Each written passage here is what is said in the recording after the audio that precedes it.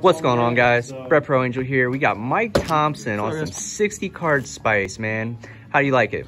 It's a lot of fun. I played this for the 3v3 with my two partners that I played with.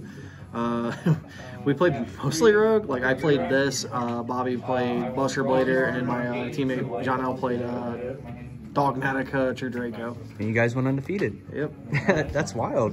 Love the diversity.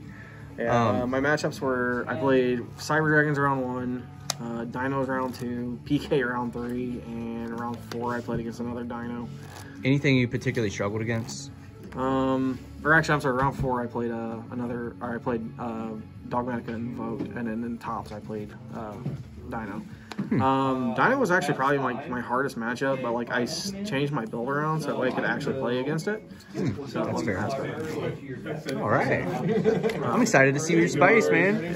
So this is a returning deck. You've had this on your channel before, but like I made changes since then. We've had new cards come out, but yeah. So still playing the 3 Rescue Cat, the kitty, still 3 Puppy, 3 Catty, and then to wrap up the Melffy engine, we play the 2 Calato. So this card's insane because it's not once per turn, and like so many people don't know what this card does, and like they see these things and they're like, oh, these things are irrelevant. This searches cat, this summons this, or searches any of your Tri-Brigades and stuff like that.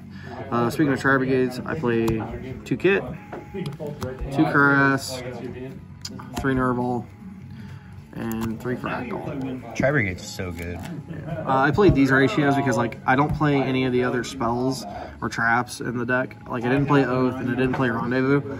I just didn't think they were needed in the deck this time around. So I actually just cut it. So like I think that this was sufficient enough because I could just, if they got rid of it on my opponent's turn, I was able to send a Nerval, add another card, and just keep advantage.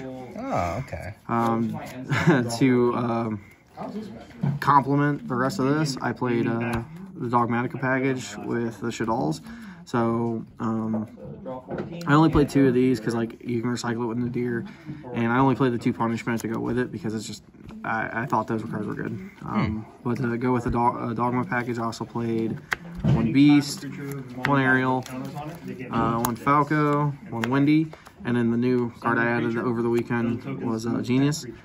This card is insane because the deck set literally just spit out Verte. I play Sinister Shadow Game in the main, so if your opponent makes Verte, you send this off a Shadow Game and just target it, and then it can't activate for the rest of the turn. So now you don't worry about your game. That's hilarious, actually. Yep. That's all I play for monsters. I like it. I like that the new card is working out for you. It actually worked out perfectly. That's pretty cool. Weirdly enough, I didn't have any testing with it, and I just kind of thought about it. After I read it, I was like, oh, that's pretty good. Very necessary. For the spells, I only played 7 in total. I played 3 Obedient Skull, which this card is insane because it's just E-Telly for 3 beast monsters. Holy moly. And then the only Melffy spell I played was Hide and Seek. This card is actually insane because the longer it sits on your field, the longer it creates advantage for you. So like every time you are able to put 3 back in your extra deck or your main deck and draw a card, it becomes more and more advantage. So interesting. And then obviously the 3 Nadir because you play the Dogma package. So breaking boards. And then the fun part, the trap cards. Oh yeah. So I played 2 Trap Trick, and then I played pretty much all my targets were double Punishment, double Ice Barrier. I'll put that last. And then I played 3 Shadow Game. Saw this card all day long, and it was great. The 1 Spice card I played over the weekend was Needle Ceiling. Main decks. Love so like it. Nobody plays around this card right now, and I thought it was really, really strong. So like against my Dino matchups, they would miss right away, so that way all their effects would resolve and stuff. So I just let it go. I wouldn't stop them or anything like that. And then a lot of the players I played against didn't play.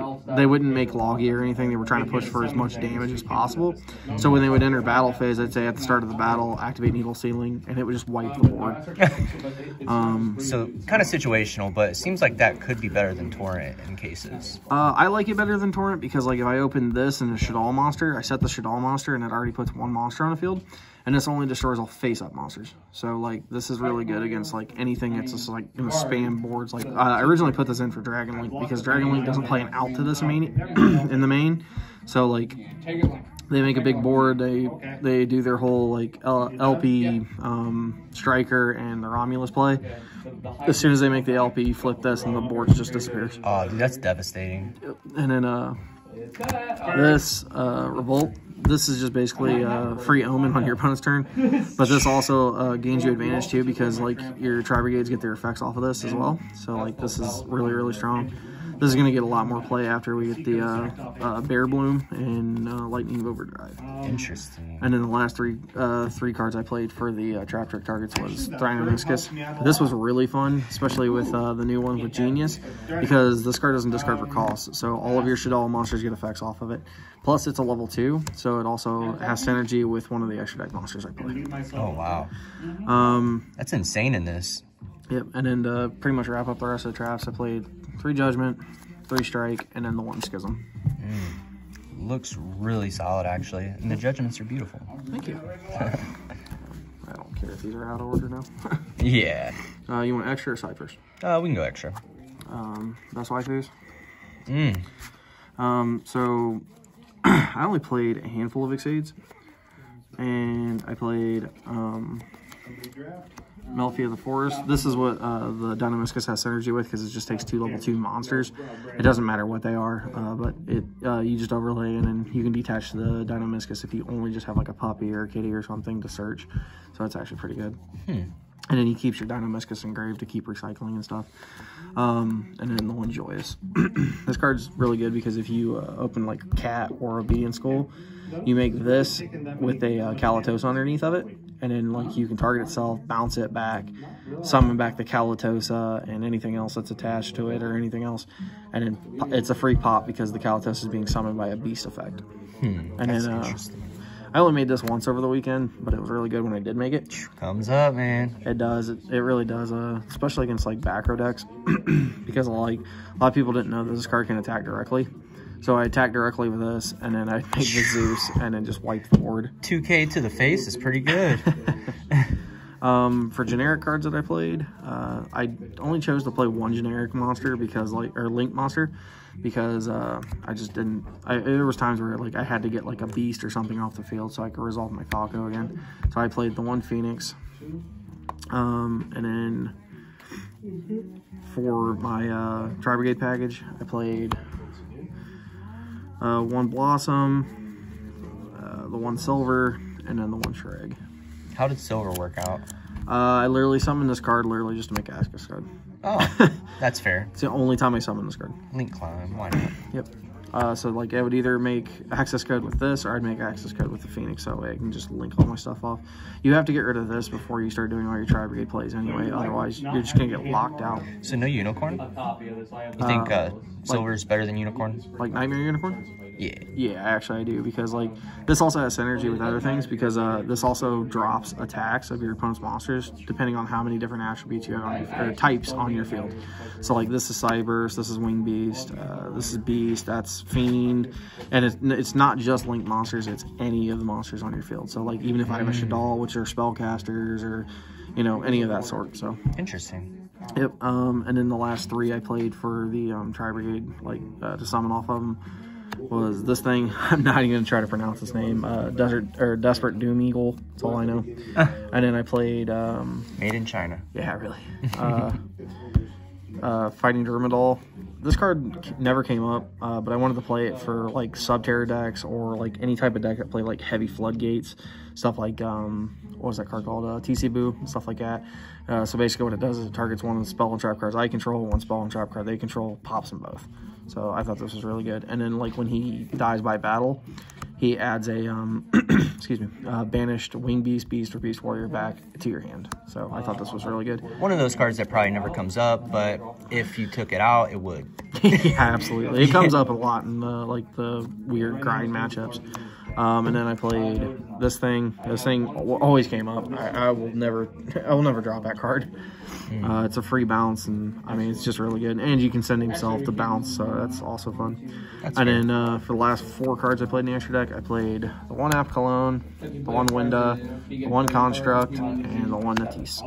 Ooh, I love the balance, man. Just in your deck building, everything's just so balanced. It's fun. It's definitely really fun and really good. But I just kept testing and stuff with it. I still feel like there's a lot of like different things I can change in it, but I don't know. We'll see how everything changes with Bear Blossom coming out and stuff. So side deck.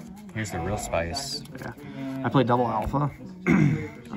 This card's really good because like you can search it off caddy, so like it actually does stuff for you. Wow, I didn't realize that. Yeah, it's just a beast monster. Caddy searches any beast monster and adds it to hand. Has no level restriction, no like cap or anything. Just has to be a beast. Errata. Yeah. Played triple Lancia. I just don't think that you can play this format without this card. Like this card's just so necessary anymore. Originally I was testing out Artifact Sanctum because you can trap trick it, but like I feel like once you like Sanctum's a lot more ashable and stuff, and it just like every time it comes up it's just like I had to kill them that following turn, otherwise this was just pointless, where the Sanctum could have been another different trap that actually got me farther in my game. That's fair. And then for spell cards, I literally just played double Twin Twister and a Hard Piece Feather Duster, just in case I saw them. This card's obviously a blowout. These cards were just because like I also lose to Lancia. This card doesn't lose the Lancia, so it's a lot better. But I also played triple Duster. Oh my god. This card's trap trickable. It's the only reason I played it. That's just wild. Yeah. And I played the Twister played the Twister for when I went second, and I knew for a fact that like I wasn't getting, you know, or if I had to play against back row, and I played these if I was playing against back row, I'm going first. So you just ain't losing the control match. No. Same thing. I hate losing control, so I played evenly. Wow. The biggest thing I struggled with over the weekend was, or just in testing in general, was decks that control True Draco, Dragon Link when they already have an established board, stuff like that. So this card helps with that because it just blows out. So, and then last card I played was Imperial Order. Cherry on top. I actually saw this card a lot, and it's kind of sickening, especially in 60 cards. It's so weird. I know what you mean. But yeah, man, I really like the list. It was really spicy. Thanks for showing it. Any changes you would make or anything? So the last time I gave you the profile, I said I would probably change the imperms out, and I did. I changed the imperms out. I ended up taking out, I don't remember what I took out. I took out the Rendezvous, and I took out the Smorg package, because I just don't like the combo. Like, I don't like sitting on a statue and then just playing Protect the Castle. I just thought those games were boring. I get it. It's understandable. Like, a lot of people like playing it that way. Nothing wrong with that. It's just not my playstyle. Yeah, that's fair. So I took all that stuff. I put in the Genesis, and then I put in the 2 Ice Dragons prisons. And honestly, the list seems really strong. I'd probably change it as things progress and as time progresses, especially with more trap cards coming out. So I'd probably end up taking the needle ceilings out depending on how the format is and stuff like that. Nice tech, to say the least, though. Yeah, I'd probably change more of the extra deck too, depending if we get more actual Wing Beast, and Beast Warrior links. So absolutely. And then obviously the side deck always can change. So for sure. Yeah. Any last words? Shout out to Game Breakers. Shout out to both my teammates, John L. and Bobby Reed. Heck yeah. Hey man, thanks for profile. No problem. All right.